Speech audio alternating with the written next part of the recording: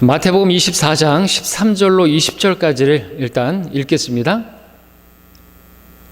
그러나 끝까지 견디는 자는 구원을 받으리라. 이 왕국복음이 모든 민족에게 증거되기 위하여 온 세상에 전파되리니 그런 후에야 끝이 오리라. 그러므로 너희가 선지자 다니엘을 통하여 말씀하신 멸망에 가증한 것이 거룩한 곳에 선 것을 보리니 읽는 자는 깨달으라. 그때에 유대에 있는 자들은 산들로 도망하라. 지붕 위에 있는 사람은 집 안에 있는 물건을 가지러 내려가지 말고 들에 있는 사람은 자기 옷을 가지러 들어가지 말라. 그날들에는 아이를 뵌 자들과 젖 먹이는 자들에게 화 있으리라. 너희는 피난하는 일이 겨울이나 안식일에 일어나지 않도록 기도하라. 자, 여기까지 이 말씀을 한번 우리가 성경적인 그 주석, 교리적인 내용을 오늘 공부를 하도록 하겠습니다. 오늘 성경 공부 제목을 붙이자면 끝까지 견디는 자만 구원받는다는 가짜 복음이라고 정할 수 있겠습니다. 끝까지 견디는 자만 구원받는다 라고 하는 것은 이 시대에, 이 은혜 시대, 교회 시대에는 가짜 복음, 다른 복음인 것입니다. 다른 복음을 전하면 그것이 하나님 말씀에 있는 내용이라 할지라도 그건 저주받을 일이라고 갈라디아서 1장에서 말씀을 하고 계시는 것이죠. 그리고 어머니 말해서 이것은 기쁜 소식이 아니겠죠. 끝까지 견디는 자만 구원받는다라는 것이 이 은혜의 시대에 그것이 과연 은혜겠습니까? 그것이 하나님께서 주시는 선물이겠습니까? 내가 행위를 했는데, 내가 열심히 끝까지 믿음을 지켜가지고 내가 했는데 그게 무슨 선물이에요? 그러나 이 시대에 은혜의 복음은 하나님께서 믿는 자에게 은혜를 베푸시고 그 은혜로 하나님의 선물이 영원한 생명을 거저 값없이 주신다는 거죠. 이게 굿뉴스죠. 기쁜 소식이죠. 지금 기쁜 소식 선교에 문제도 많죠. 정치 개입뿐만 아니라 그 목사 딸이 그 그라시아스 그 찬양된 그 고등학교 3학년짜리인가 그 때려 죽여가지고 지금 26년인가 감옥에 들어갔잖아요. 지금 일어난 일은 아니더라고요. 지금 막 그 정치적인 이슈로 이제 일어나서 문제가 생겼는데 아주 그렇게 때려 죽였어요. 기쁜 소식 선교회. 우리가 또 이제 기쁜 소식 그러면 또 기쁜 소식 선교 옛날에 그 침례교 무슨 저기 구원파 거기 때문에 막 복음 얘기 복음 침례 그 유병원 막 그렇게 해서 복음이라는 얘기 나오는 침례 우리 침례교회 이런 것들이 말하기가 참 부끄러운 것이 하지만 부끄럽게 되어지는 것 같이 기쁜 소식이라는 단어도 또 그렇게 사람들이 이상하게 생각할 수 있는 것 같은 마귀가 하는 것이죠. 자, 13절에서 그러나 끝까지 견디는 자는 구원을 받으리라. 자, 마태복음 24장. 성경에서 좀 어려운 장이 근데 깨닫는 자에게는 알기 쉬운 것이라고 말씀하고 있습니다. 성경은 짝이 있기 때문에 그 짝을 맞춰보면 다른 것은 같지 않은 것이기 때문에 같지 않은 것은 다른 것이기 때문에 그 원칙만 안다면 어렵지 않은 것이죠. 깨닫는 자에게는 알기 쉬운 것입니다.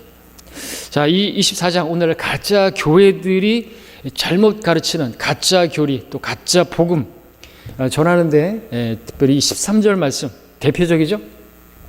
특별히 가짜 교회의 대표적인 교회는 가톨릭 교회입니다. 가톨릭 교회가 이 13절로 가르치는 것은 뭡니까? 구원받은 사람이라 할지라도 죽을 때까지 자신의 믿음을 지키지 못하면 그 사람은 구원을 받지 못한다. 구원이 취소된다. 특별히 이 로마 가톨릭은 이 구절을 가지고 자신들이 그렇게 집전하는 그 미사에 그 소위 말하는 성만찬에 빵을 먹고 잔을 마시고 하는 거기에 참석하지 않거나 그 자신의 그 가톨릭 그 교회에 속하지 않으면 예수님께서 천국의 열쇠를 베드로에게 주셨는데 베드로가 초대 교황이고 그렇기 때문에 가톨릭 교회에 속하지 않으면 결코 천국에 들어갈 수 없다. 그렇게 가르치는데 그리고 그렇게 신도들을 협박하는데 바로 이 구절을 사용하는 것이죠. 끝까지 죽을 때까지 종부성사까지 다 받아야 되는 것입니다. 죽기 전에. 자, 그러나 어떻습니까? 가짜죠. 본문에서 끝까지라는 말은 결코 한 사람의 개인의 그 일생의 끝을 말하는 게 전혀 아닌 것이에요. 그러니까 문맥을 조금만 봐도 그 다음 절만 보더라도 또 몇 구절만 내려와도 그것이 끝이 사람 한 개인의 그 생명의 끝을 죽을 때까지 그 끝을 말하는 게 아니라 일정 기간의 끝이라는 사실을 쉽게 알 수가 있지 않습니까? 13절을 읽었는데 14절만 보더라도 이 왕국 복음이 모든 민족에게 증거되기 위하여 온 세상에 전파되리니 그런 후에야 끝이 오리라 말씀하고 있지 않습니까? 그 끝이 바로 다음 절에서 나오고 있죠. 왕국 복음이 모든 민족에게 증거되는 그런 그 기간이 있는 것이죠. 예. 그리고 이제 그 21절에서는 바로 이는 그때는 대환란이 있으리니라고 말씀하고 계시는 것이죠. 대환란 기간의 끝을 말하는 것입니다. 그리고 22절에서는 만일 그 날들이 단축되지 아니하면 어떤 육체도 구원받지 못하리라. 그 환란이 엄청난 전무후무한 그러한 환란이기 때문에 그것이 만약 길어진다고 한다면 끝까지 견디기가 더 어렵겠지 않습니까? 그 기간이 정해져 있는데 후 3년 반, 전 3년 반 정해져 있지만 그 길어진다고 한다면, 단축되지 못한다고 한다면 누구도 구원받지 못한다는 거예요. 그 정도로 심각하고 그 정도로 구원받기가 힘든 그러한 때가 대환란인 것입니다. 그래서 이런 말씀들만 보더라도 그 기간이 끝이라는 것이 사람의 개인의 그 생명의 끝을 말하는 게 절대 아닌데, 이 까짜들이, 목사들이 또 신부가 수축경에 나와서 한 구절만 딱, 항상 이단들은 그래요. 되도 않는 구절을 가지고, 우리에게 적용하지 못할 구절을 가지고 한 구절만 문맥과 상관없이 가져와서, 신천지도 마찬가지고요. 자, 때문에 우리는 이 13절의 끝이 대환란 끝이라는 사실을 우리는 쉽게 알 수가 있습니다. 때문에 이것은 이 교회 시대에는 전혀 해당되는 그러한 교리적인 말씀이 아닌 것이죠. 교회 성도들에게는요, 끝까지 견디면 구원받는다, 그런 말씀을 하신 적이 없어요. 오히려 우리를 끝까지 확고하게 지키신다는 그런 말씀, 약속은 있는 것이죠. 우리 조금 전에 불렀던 그 찬양에도 뭐가 있습니까? 하나님께서 끝까지 우리를 인도하신다, 지키신다라는 찬양을 또 우연찮게 맞춰서 불렀는데, 고린도전서 1장 8절에서 또한 그분께서 너희를 끝까지 확고하게 지키시어 우리 주 예수 그리스도의 날에 책망할 것이 없게 하시리라. 똑같이 끝까지라는 말이 나오지만 우리 교회를 향한 말씀에서는 끝까지 확고하게 너희를 지키신다 이거죠. 너희 안에서 선한 일을 시작하신 그분께서 그리스도의 날까지 완성하실 것이다 말씀하시죠. 하나님의 사랑에서 우리를 떼어놓을 수 있는 것이 없다고 하죠. 사망이나 생명이나 어떤 것도, 어떤 피조물도, 어떤 것도 하나님의 사랑에서 우리를 끊어놓을 수 있는 게 없다고 그렇게 말씀하고 계시죠. 그래서 이 본문의 13절은 또 어떤 짝이 있냐면은 이제 히브리서 6장에 가게 되면은 구원받은 사람이라 할지라도 그 구원을 끝까지 지키지 못하고 떨어져 나가게 되면 구원을 잃어버린다고 하는 그 말씀과 짝을 이루는 것이죠. 히브리서 6장 4절에서 6절에 보니까 한번 깨우침을 받고 하늘의 선물을 맛보며 선물을 맛봤어요. 성령의 동참자가 되고, 와, 성령의 전이 됐어요. 하나님의 선한 말씀을 또 맛봤어요. 오늘 세상의 능력을 맛봤어요. 그런 맛본 자들이 만약 떨어져 나간다면 다시 새롭게 회개시킬 수가 없나니 그랬습니다. 어떠한 더 이상의 또 희생제가 남아있지 않는 것이죠. 다시 그들은 예수 그리스도를 십자가에 못 박아서 공개적으로 조롱한 그러한 극악무도한 하나님 모독한 자들이 되는 것이에요. 구원을 받지 못한단 말이죠. 바로 이러한 구절과 짝을 이루는 것이죠. 바로 지금 환난 서신을 지금 우리가 말씀을 드린 것이죠. 그래서 교회가 바로 이 왕국 복음이 전파되던 그 예수님 초림 당시에 그것을 거부함으로 인해서 왕국을 가져오셨잖아요.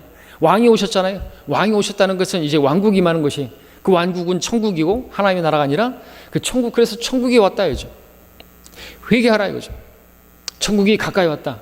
천국을 가져오셨고 왕이 오셨는데 그 백성들이 받아들이기만 하면 되는데 거부함으로 인해서 지금은 그 천국이 연기가 되고, 왕국 복음은 다시 이후에 다시 환란 때 선포될 것이고, 그때 이스라엘은 예수님을 받아들이게 될 것이고 영접하게 될 것이고 천국이 임하게 되는 것이죠.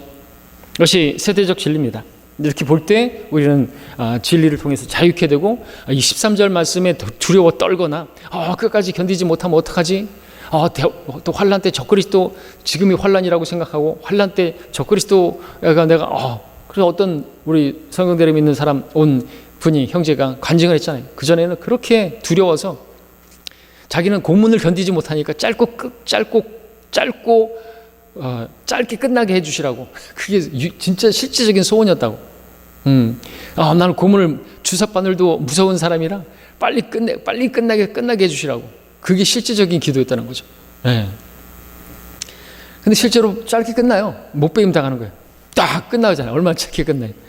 근데 그게 대환란 때 참수 방법인데 보기에 엄청나게 끔찍한 거죠. 두려운 것이에요. 그래서 줄 서서 기다리고 있다가 다 부인해버리고 예수님 부인해버릴 수 있다는 거죠. 네. 그래서 그 이슬람 테러하는 애들이 목 참수시키는 이유가 그거예요.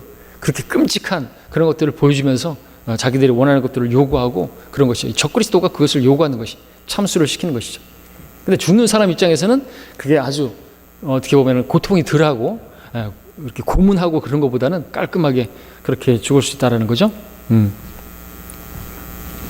자, 14절로 넘어가서 이 왕국복음이 모든 민족에게 증거되기 위하여 온 세상에 전파되리니 그런 후에야 끝이 오리라 말씀하고 있습니다. 자, 이 구절에서 우리가 알아야 할 것은 이 끝과 관련된 복음은 지금 교회 시대에 증거되는 은혜의 복음이 아니라 왕국복음이다라고 하는 것이죠. 그것을 구분할 수 있어야 돼요. 다른 것입니다. 같지 않은 것이죠. 은혜의 복음이 아니라 왕국복음이 모든 민족에게 증거되기 위하여. 자, 이 왕국복음이 또 천국복음이라고 하는 복음이 마태복음 10장에서도 증거됐죠. 그 왕국복음을 증거하라고. 다릅니다. 은혜의 복음과. 은혜의 복음은 무엇입니까? 은혜의 복음은 구약의 복음이 아닌 것이죠. 구약의 복음은 율법에 의한 행위의 복음이죠. 복음이라고 말하기에 좀 우리가 볼 때는 조금 그럴 수 있겠지만 어쨌든 복음으로 그렇게 선포되고 있습니다. 예. 근데 행위 복음이에요. 율법을 지켜야 된다 이거죠. 그럼에도 불구하고 복음인 것은 지금 천국 복음, 왕국 복음이라고 하고 있으니까 그럼에도 불구하고 이것은 유대인에게 한정된 것이고 유대인에게 약속되어진 그 약속이 이루어지는 것이기 때문에 복음이라고 말할 수는 있겠죠.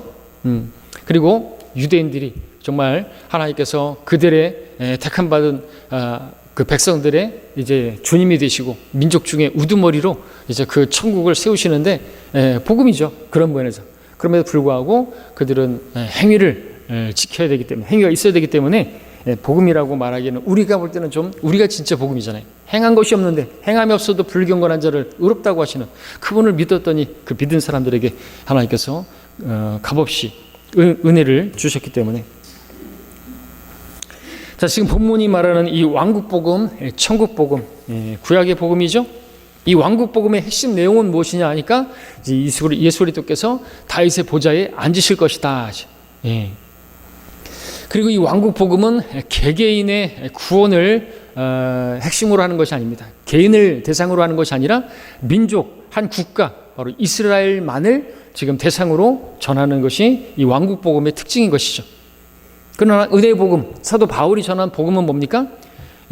그를 영접하지 않아서 그 자기 백성이 거부함으로 인해서 이제 누구든지 개별적인 겁니다. 은혜의 복음은 개인의 구원을 그 핵심으로 하는 개인을 향한 그런 것이 핵심이죠. 그리고 그 복음의 핵심은 주 예수 그리스도의 죽으심, 그리고 장사되심, 그리고 부활하심, 그 내용이 거기에 관계된 것입니다. 근데 왕국복음은 말씀드렸던 것처럼 한 국가를 대상으로 하는 것이고 그리고 그 내용은 그 왕국을 메시아께서 가져오셨다는 것이고 그 왕이 오셨다라는 것이죠.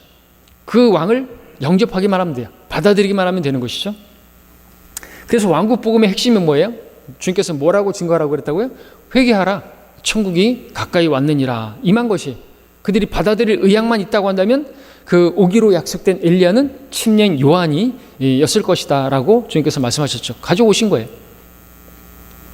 그리고 이 왕국복음이 증거될 때는 그 표시가 있는데 그 왕이 오셨다라는 것에 대한 그 증거가 필요했는데 표적이었다는 거죠. 메시아의 표적입니다. 그래서 마태복음 10장에서 여러분들 뭐 쭉 많이 나오지만 10장 5절부터 8절까지만 보도록 하겠습니다. 이거는 좀 보고 넘어가야 됩니다. 마태복음 10장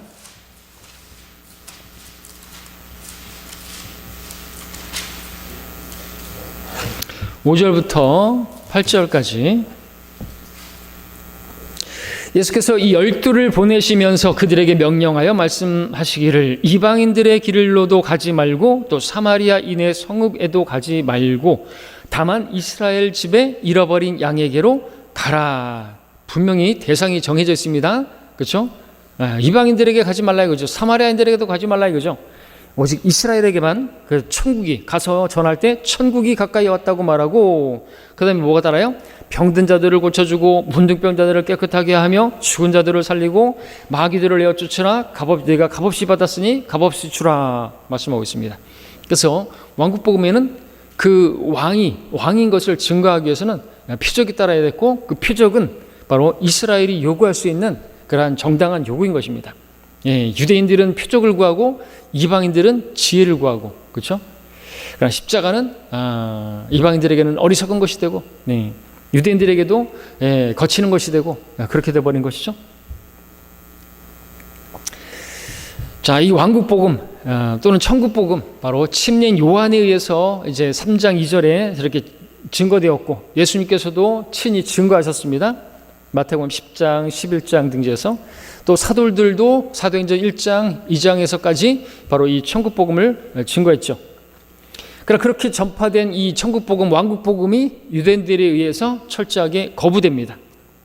자, 그러나 유대인들이 거부했다고 해서 왕국복음이 완전히 폐기되는 것은 아닌 것이죠. 그 왕국복음이 잠시 중단되고 미루어졌을 뿐인 것입니다. 중단된 그 왕국복음이, 이 천국복음이 대환란 중에 다시 이제 유대인들을 통하여 모든 민족에게 전파될 것이에요. 그래서 아까 마태복음 다시 24장으로 가시면 모든 민족에게 전파된다고 했을 때 왕국복음을 또 말하는 것이죠. 마태복음 10장에서는 그 왕국복음이 누구에게만 해당돼요? 이스라엘에게만. 왜? 이스라엘에게 하나님께서 약속하신 그 왕국, 그 천국이 이제 임할 것인데 그들이 거부함으로 인해서 연기가 되고 그 사이에 교회 시대가 들어온 것이죠. 하나님의 나라 안으로 들어가는 이 교회 시대에, 그러나 이제 교회 시대가 끝나게 되면 다시 이제 왕국복음이 선포되어지고, 그때 그 받아들인 예수 그리스도를 받아들이고, 그때 예수님만 믿은 것이 아니라 자신들의 행위로 끝까지 짐승교표를 받지 말고 유대인들을 돕고 하는 그런 경륜이 시작되는 것입니다. 그래서 모든 민족에게 전파된다고 했을 때 그 왕국복음이 다시 전파가 되는 거예요. 그때 끝난 게 아니라는 거죠. 사실 이 왕국복음은 이방인들하고 상관이 없었던 것이에요. 그죠? 마태복음 10장에서처럼 상관없었어요. 이방인들에게 가지 말라요. 사마리아에게 가지 말라요. 그죠? 근데 14절에서는 분명히 달라졌습니다. 이 왕국복음이 모든 민족에게 증거되기 위하여 온 세상에 전파되리니라고 말씀하고 있습니다.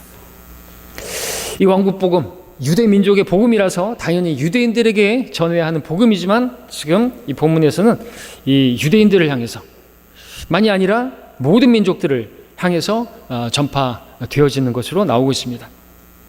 자, 그렇다면 대환란 기간에 유대인들에 의해서 이 땅의 모든 민족들에게 전하는 이 왕국 복음의 내용은 무엇이겠습니까? 그것은 회개하라 천국이 가까이 왔느니라가 아니라 더 구체적으로 뭐냐, 25장 마태복음 25장에서도 보여지고 있고 또 하는 것처럼 유대인들은 하나님의 백성이다. 왕국은 그들에게 주어졌다. 하나님께서 그들을 위해서 일하신다. 그들의 편에 서야 된다 하는 그런 내용이 바로 왕국복음의 핵심이 될 거라는 것이죠. 그리고 중요한 것은 유대인들이 모든 민족들에게 이 왕국복음을 전할 때 모든 민족들은, 이방인들은 그 유대인들을 어떻게 대우하느냐에 따라서 왕국의 백성으로 들어갈 수가 있는 거예요. 여러분 많이 들어봤던 것처럼 그 양의 민족과 염소의 민족으로 나누어지는 그 기준이 뭐예요? 유대인들을 어떻게 대하느냐. 그 유대인들이 왕국복음을 선포할 때, 모든 민족들에게 전파할 때 그들이 어떻게 되든지 간에 그들의 편에 서야 되고, 그야말로 친유대적인 친이스라엘 정책을 펴야 되는 거죠. 이제 좀 갈수록 세상은 어떻게 돼요? 마지막까지 이스라엘이 배척받고 아주 지도상에서 사라져야 할 그런 눈의 가시 같은 그런 민족이 될 거예요. 여러분들 뉴스 보면서 이스라엘 욕하면 안 되는 겁니다. 예루살렘의 화평을 위해서 기도하는 사람 하나님께서 복 주신다 그랬는데, 우리가 마지막 때 그것을 잘 분별할 수 있어야 되는 거예요. 믿지 않는 사람들은 당연히 이스라엘을 욕하게 돼 있어요. 마귀 자식이기 때문에 거기에 편승해갖고 세상의 풍조를 따라가지고 유대인들 저 나쁜 놈들 막 그렇게 하면 안 되는 거죠. 근데 이 대환란 때는 정말 그랬다가는 이제 그냥 가는 거예요. 지옥 가는 거예요. 그래서 여러분들 그 아까 마태복음 10장을 읽었는데 10장 다시 40절부터 42절까지를 보도록 하겠습니다. 그 왕국복음이 선포될 때 지금 말씀드렸던 마태복음 25장에서 유대인들을 어떻게 하나님께서 바로 내 백성이라고 한 내 작은 자라고 했던 25장에서 그들과 관련해서 보면 이 말씀을 여러분들이 또 다시 이게 반복된다는 것을 아실 수가 있으시죠? 10장 40절부터 42절까지 너희를 영접하는 사람은 곧 나를 영접하는 것이며 또 나를 영접하는 사람은 곧 나를 보내신 분을 영접하는 것이라. 선지자의 이름으로 선지자를 영접하는 사람은 선지자의 상을 받을 것이요 의인의 이름으로 의인을 영접하는 사람은 의인의 상을 받을 것이라. 또 누구든지 제자의 이름으로 이 작은 자들 중 하나에게 마실 냉수 한 잔이라도 주면 진실로 내가 너희에게 말하노니 그는 결코 자기 상을 잃지 아니하리라. 마태복음 25장에서는 바로 그렇게 그 작은 자에게 한 것이 곧 나에게 한 것이다 하면서 양의 민족으로 들어가게 되는 조건, 바로 유대인들을 어떻게 대했느냐, 그들에게 마실 물을 주고 그들이 감옥에 이 왕국 복음 전가다가 감옥에 갇히게 되면 사식을 넣어주고 하여튼 그런 부분에 있어서 정말 실질적인 그들이 구원에 영향을 미치는 그런 것이죠. 행위입니다, 행위. 자, 여기서 이와 관련해서 또 우리가 지금 이 경륜을 봤는데 이스라엘이 지금은 하나님께 버림받은 상태지만 다시 회복될 텐데, 그럼 언제 이스라엘이 회복될 것인가, 그리고 그 왕국을 그 이스라엘에게 줄 것인가, 그리고 왕국 복음은 언제 다시 선포되어질 것인가, 우리가 이것을 좀 생각해 볼 필요가 있는데, 이와 관련해서 우리는 로마서 9장, 10장, 11장에서 이스라엘의 선택과 거부와 회복에 관한 세대적 경륜에 따른 그 말씀을 우리가 볼 수 있죠. 바울이 쓴 것인데, 이스라엘은 메시아를 거부한 그들의 죄로 인해서 하나님께 지금 버림받은 상태에 있습니다. 참 올리브 나무가 그래서 꺾여지고 돌 올리브 나무인 우리 이방인들이 거기에 접붙여지게 된 상태라고 말씀하고 계시죠. 자, 그 사이에 이방인들이 바로 이렇게 하나님의 구원에 참여하게 되었습니다. 그것이 오늘날 교회 시대인 것이죠. 자, 그럼에도 불구하고 하나님께서는 분명히 자기 백성을 버리셨느냐? 결코 그럴 수 없느니라. 마태복음 로마서 11장에서 이제 이스라엘의 회복에 관한 말씀을 해주고 계시는 거예요. 이스라엘은 반드시 회복된다는 것이죠. 그래서 그들이 죄를 회개하고 주님께로 돌아올 것인데, 중요한 것은, 우리가 관심하는 것은 그들이 언제 회복될 것인가라는 것이죠. 대환란 끝에 회복되게 되는 것이죠. 그리고 그 사이에는 어떤 일이 벌어지는 것인가, 이 세대는 어떻게 갈 것인가, 우리 함께 로마서 11장을 보겠습니다. 한 구절만 보죠. 로마서 11장 25절입니다.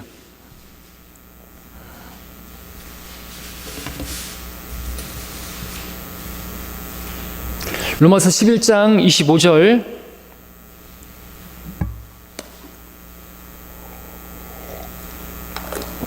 자, 이스라엘의 회복에 관한 말씀, 이스라엘의 그 죄와 그 또 버림받음과 이런 것들을 말씀하시다가 회복될 것이다 말씀하시는데, 형제들아 너희가 스스로 지혜 있는 채 하지 않게 하기 위하여 이 신비를 너희가 모르기를 내가 원치 아니하노니, 이는 이방인들의 충만함이 차기까지는 이스라엘의 일부가 완고하게 된 것이라 말씀하고 있습니다.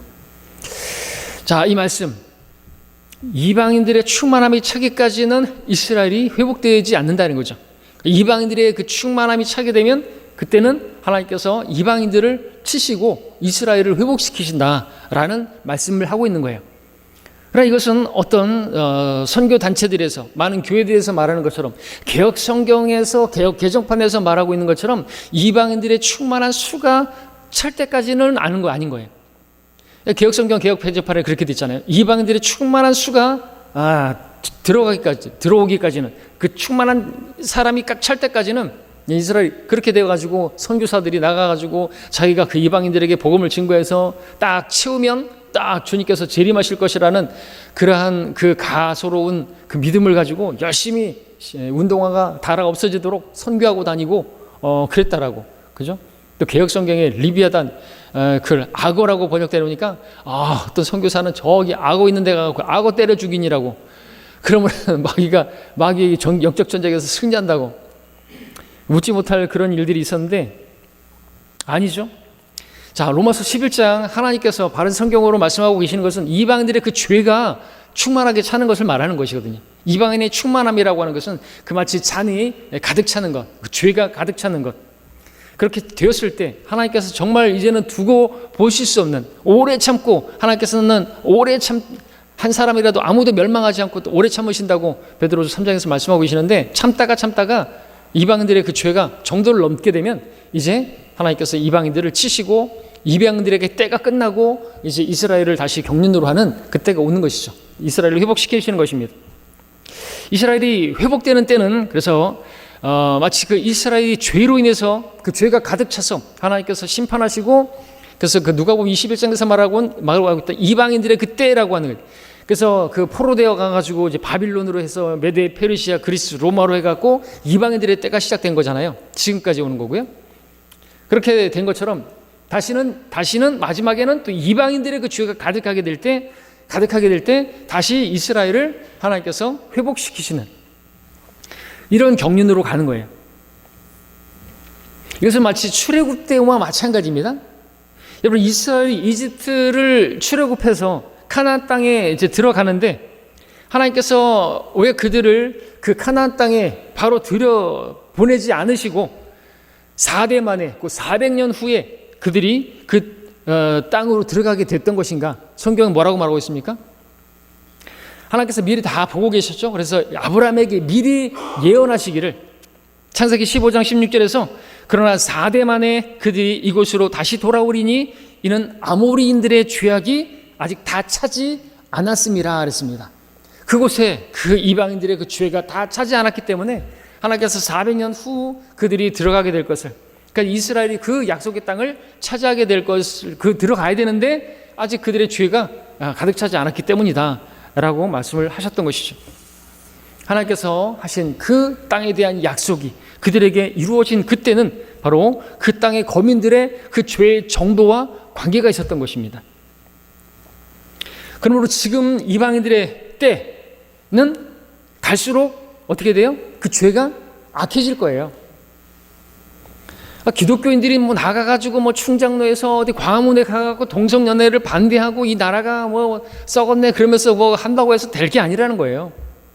그렇게 돼 있어요. 이방인들의 죄가 가득 차야 되는 거예요.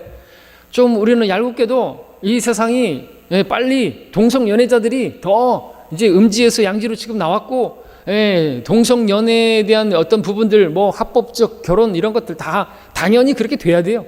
왜? 주님께서는 그 날들은 롯의 날 들고 와갖고 또 노아의 날 들고 갔다고 말씀하셨기 때문에, 그렇다고 한다면은 특징적인 게 뭐냐면은 마지막 때는 하나님께서 두고 보실 수 없는 폭력과 섹스, 창세기에서 그렇게 막 하는 그런 것들이, 노아의 날들, 그런 것, 그리고 이제 AI 발달로 인해서 이제 로봇이 나오고 막 이러면서 지식이 발달하면서 막 사람들이 여기저기 다니고 그러면서 이제 어떤 이런 것들로 인한 믿지 않는 사람들도 우려하는 게 뭐예요?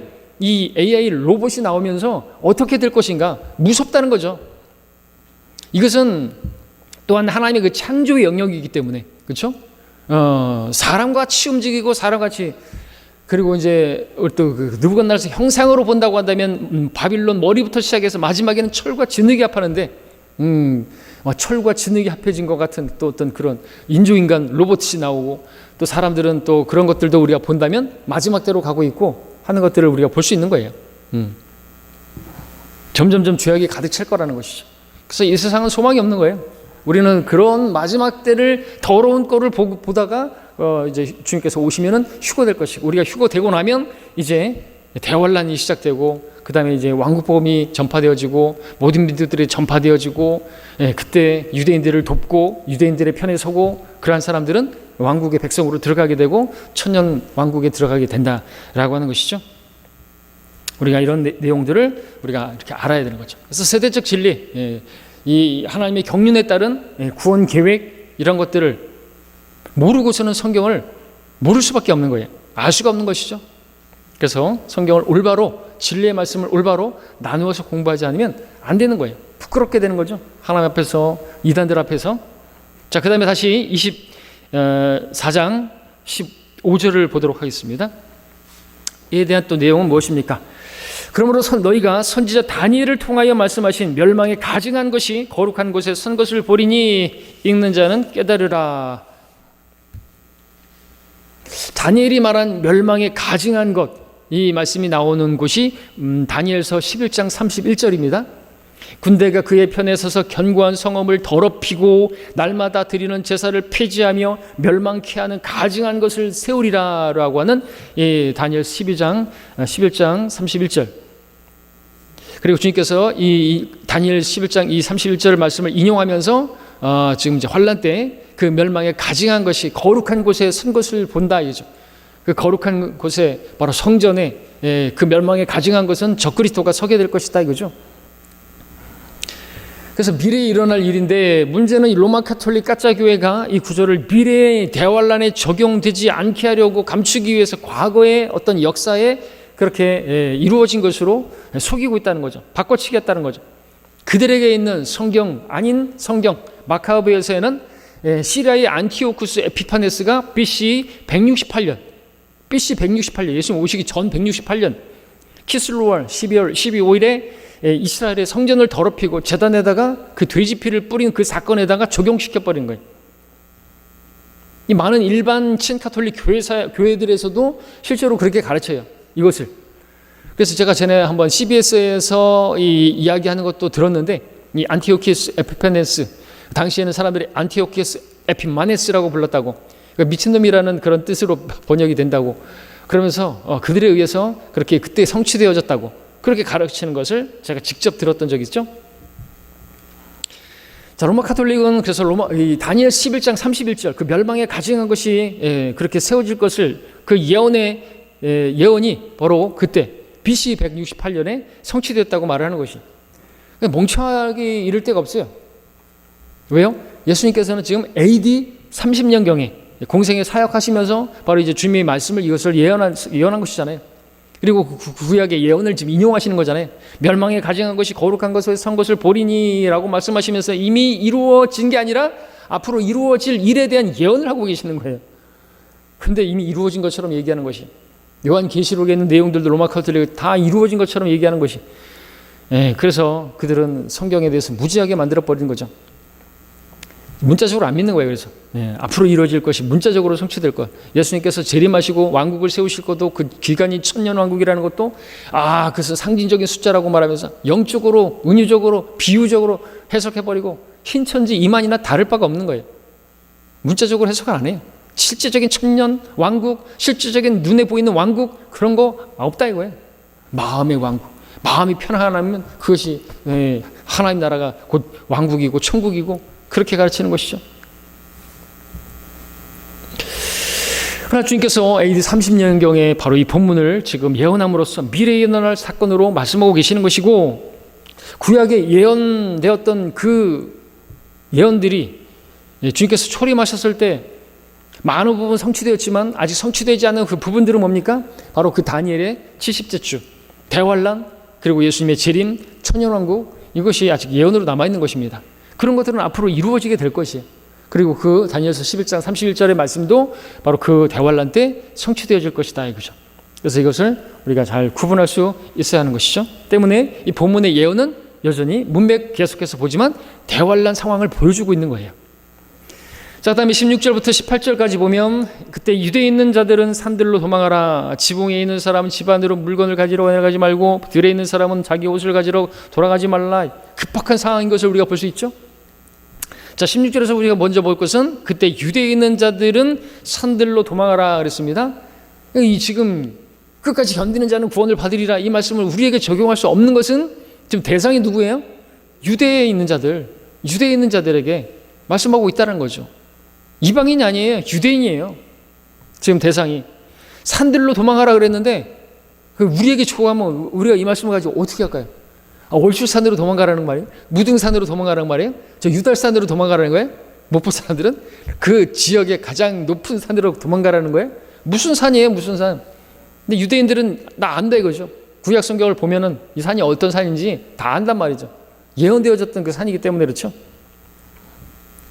그래서 미카서 7장 14절에 주의 백성을 주의 지팡이로 먹이소서 칼멜의 한가운데 산림 속에서 외로이 거하는 주의 유업의 양떼를 먹이소서 하는 이런 말씀들을 그 산 예레미야 50장 19절에서도 내가 이스라엘을 그의 처소로 다시 데려오리니 칼멜과 바산에서 먹을 것이며 하는 이런 말씀들. 하여튼 하나님께서는 유대인들에게 약속하신 그 산 여러분들 시편에서 많이 나오고 있는 셀라, 페트라, 바로 그야말로 그 천의 피난처, 요새, 돌 요새, 거기로 데려가서 부양하실 것을 계시록에서도 말씀하고 있고, 호세아 2장에서도 보니까 내가 그녀를 광야로 데려가서 그녀에게 위로하여 말하리라, 또 내가 거기에서 그녀에게 그녀의 포도원을 주고 아울 골짜기를 소망의 문으로 삼으리라. 그녀가 거기에서 그녀의 젊은 시절처럼, 또한 그녀가 이집트 땅에서 올라오던 날처럼 노래하리라. 지금 말씀하고 있는 것이죠. 바로 이것이 거기에 해당되는 그러한 예언들인 것입니다. 산들로 도망하라. 자, 19절에서 보니까 또 시간 관계상 빨리 하겠습니다. 그 날들에는 아이를 뵌 자들과 젖먹이는 자들에게 화 있으리라고 했습니다.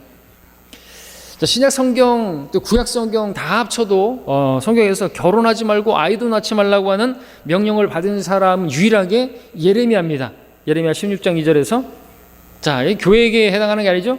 그리스도인들 혼인을 삼가라는 말씀 없습니다. 오히려 혼인은 모든 면에서 귀하다고 말씀하셨죠. 또 그리스도와 교회의 모습을 바로 남자와 여자의 그 결혼 관계로 말씀해 주셨습니다. 자, 예레미야가 활동하던 당시 시대가 어떤 것인가? 지금 바로 예레미야가 결혼도 말고 아이도 낳지 말라고 하는 그러한 유일한 그 명령을 받은 사람이라고 했는데, 예레미야가 활동하던 시대, 바빌론의 느부갓네살이 예루살렘을 파괴하던 그 시대였죠. 그 시대는 앞으로 다시 반복되어질 것인데 대환란 때에 대한 모형이 되는 것입니다. 자, 바빌론의 그 느부갓네살 왕은 구약에서 나타난 바로 적그리스도의 예표가 되는 사람 중에 하나죠. 그가 바빌론 왕님을 볼 때 대환란 시대에 세계를 지배하는 로마가 왜 계시록 17장에서 바빌론으로 불리는가, 우리는 알 수 있게 되는 대목이 되죠. 예레미야는 적그리스도가 통치하는 시대에 바로 대환란 때에 있게 될 유대인의 남은 자를 예표하는 것이, 그래서 이 남은 자들은 집단적으로 또 이스라엘의 처녀들이라고 불려지는 것이고요. 그리고 또 우리가 앞에 봤던 그 처녀들과, 그러니까 바로 그 등불을 준비한 처녀들과 관련됐고요. 예루살렘의 처녀 딸들로 또 불리기도 합니다. 우리 함께 누가복음 23장 요건 보고 오겠습니다. 누가복음 23장 28절 29절. 예수님께서도 이 환난 기간에 남을 이스라엘을 염려하면서 하신 말씀이에요. 23장 누가복음 28절 29절. 예수께서 그들을 돌아보시며 말씀하시기를 예루살렘의 딸들아, 예루살렘의 딸들아 말씀하고 있죠. 나를 위하여 울지 말고 너희와 너희 자녀들을 위하여 울라. 보라, 그 날이 오면 그들이 말하기를 잉태할 수 없는 자와 아이를 낳아본 적이 없는 태와 빨려본 적이 없는 저지 복이 또다 하리라 말씀하고 있습니다. 마태복음 25장에서 뭐래요? 약간은 아이를 뵌 자들과 젖먹이는 자들에게 화가 있다고 했는데, 결혼하고 아이를 낳은 그런 부분들을 이야기하고 있죠. 자, 이건 되게 상징성이 있는 것이죠. 계시록에서는 우리 그 마태복음 25장에서 그 처녀들을 동정들이라고 말하고 있죠. 계시록에서 동정들, 그러니까 이 음녀, 로마 카톨릭과 연합하지 않은 그런 영적인 간음을 저지르지 않은 그런 처녀들, 예루살렘의 딸들아라고 말씀하시지만 바로 그 동정들 말하는 것이죠. 그리고 그 10처녀의 5처녀와 같이 그렇게 등불을 준비한 때문에 이러한 경고는 교회 시대와 아무런 상관이 없고 대환란을 당하는 유대인들이 팔레스타인 땅의 유대인들에게 직접적으로 해당하는 것이고, 또 이 말씀을 또 우리가 이제 적용하시 볼 때 대환란 때는 실제로 또 짐승의 표를 받는데, 또 우리 목사님들이 얘기했던 것처럼 자기 자식 때문이라도 매매를 할 수 없으니까 분유를 사 먹여야 되는데, 기저귀를 사야 되는데 그 때문에 짐승의 표를 받을 수밖에 없는 그런 모성애 때문에, 그렇죠? 혈육의 정 때문에, 그래서 어려운 그런 상황이다. 그들에게 화 있을 것이다 라는 말씀으로 또 적용할 수가 있고요. 자, 마지막으로 20절의 말씀, 너희는 피난하는 일이 겨울에나 안식일에 일어나지 않도록 기도하라 말하고 있습니다. 자, 우리 여기서 또 안식일이 나오는 것을 봅니다. 안식일은 성경에서 에스겔 20장이라든지 뭐 느헤미야 9장이라든지 여러 말씀들에서 이스라엘과 하나님과 맺은 언약의 표적이에요. 그리스도인과 관계없는 것입니다. 그렇기 때문에 교회에게 적용해서 안 된다 이거죠. 뭘요? 끝까지 견디는 자는 구원을 받으리라.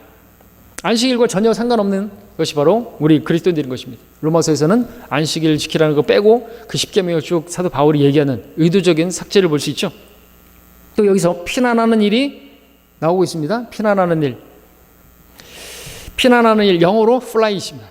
비행이에요, 비행. 비행하다, 영어로. 계시록 12장 14절에 보니까 이 환난 상황에서 그때 여인이 큰 독수리의 두 날개를 받았는데 이것은 그녀가 광야에 있는 자기 처소로 날아가서 그곳에서 그 뱀의 낯을 피하여 한 때와 두 때와 반 때를 부양받으려 함이라는 말씀. 그래서 이 독수리의 날개를 받았다.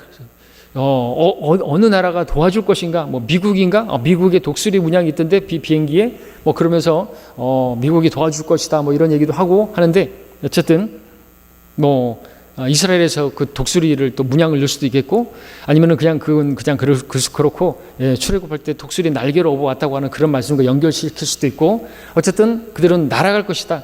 그렇기 때문에 그 피난하는 일이 겨울에나 안식일에 일어나지 않도록 기도하라는 말이 맞아 떨어지는 거죠. 비행기가 뜰 수 없기 때문에 안식일에 만약에 그 피난하는 일이 걸린다. 그러면 꼼짝없이 그들은 죽어야만 한다는 거죠. 그죠? 겨울에 또 막 눈이 내리고 그럼 비행기가 뜰 수 없지 않습니까? 그런 실질적인 그런 내용들이 있는 것이죠. 자, 이런 내용들 때문에 우리 마태복음 24장의 말씀, 특별히 끝까지 견디는 자는 구원을 받으리라 이 말씀이 우리와 교리적으로 전혀 상관이 없다. 그것을 전한다면 저주받은 지시고 또 다른 복음을 전하는 것이고 또 우리가 이런 일이 일어나기 전에 우리 이미 이 세상을 떠나서 저 하늘에서 어린 양의 혼인식을 치르고 있을 것이고 중요한 것은 사람들이 믿든 상관없이 그날이 아주 빠르게 다가오고 있다라는 것이죠. 그래서 우리도 현명한 다섯 처녀와 같이 그들만 깨어있는 것이 아니라 환난 때 깨어서 끝까지 견디는 것이 아니라 우리도 끝까지 믿음의 경주를 해야 되고요. 믿음을 선한 싸움을 싸워야 되고요. 나는 이제 구원받았네. 나는 환난 전에 휴거되네. 나는 하늘 날아가는 건 나는 항상이네. 그러면서 영적으로 졸고 그러면은 되겠습니까? 안 되겠습니까? 안 되는 것이죠. 저 사람들 한 사람이라도 더 환난 들어가지 않게 지옥 가지 않도록 복음을 증거하는 거 그거 전하는 것이 우리가 해야 할 일이라는 사실을 우리가 이러한 마태복음 24장의 말씀을 보면서도 알아야 되고 우리가 마음에 새겨야 될 그런 진리가 되겠습니다. 여기까지 공부하겠습니다.